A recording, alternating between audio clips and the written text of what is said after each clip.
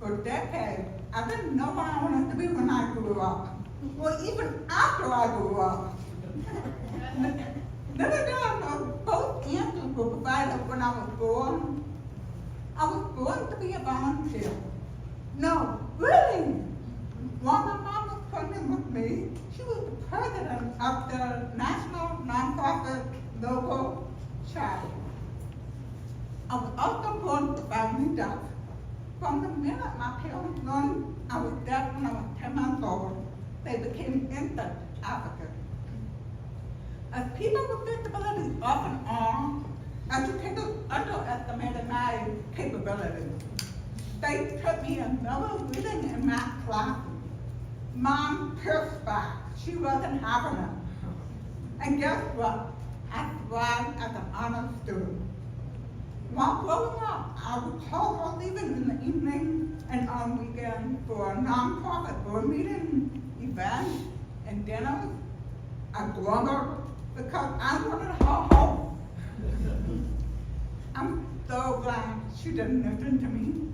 It was her speaking up for me before I was old enough to do it for myself. And those activities that made me want to become a volunteer in Africa. Notice I've been mostly talking about my mom. My dad, a blessed memory, was a very important part of my life too. Aside from school, he stayed mostly in the background and let mom do the talking. Dad played catch with me, coached me, and helped me grow as an athlete. Sports was the one place where I felt like I belonged. After my dad passed away, I heard a story from my 8th grade teacher, also a blessed memory. She told me she remembered meeting my dad at open house. He went up to her and told her to make sure I sat where I could see her face. Other than that, treat me like any other student. When Dylan Lafferty told me about this award, he mentioned how I always say, I'm not everywhere. I mostly stay in the background, just like my dad did when it came to advocating for me. I felt the impact of his advocacy and his words, and I didn't even know it. Of course, it never feels like enough.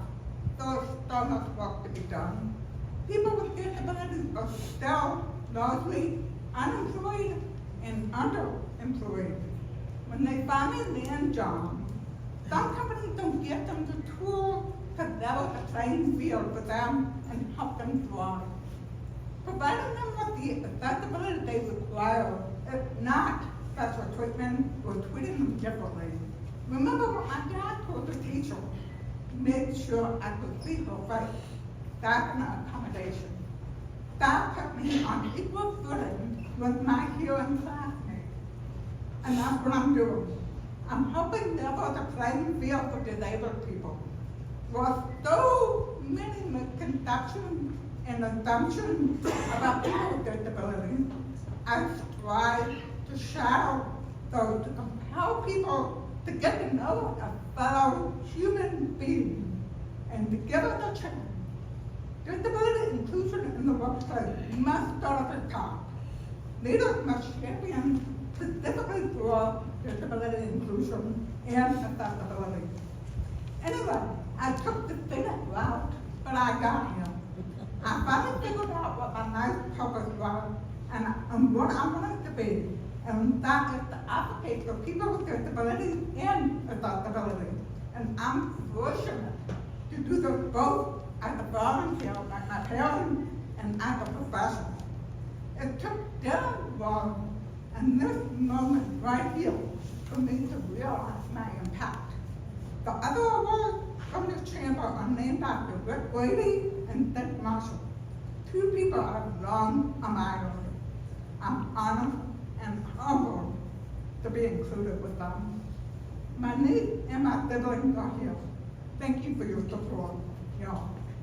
Mom is recovering at home in Florida. My kids are at college or working and couldn't be here.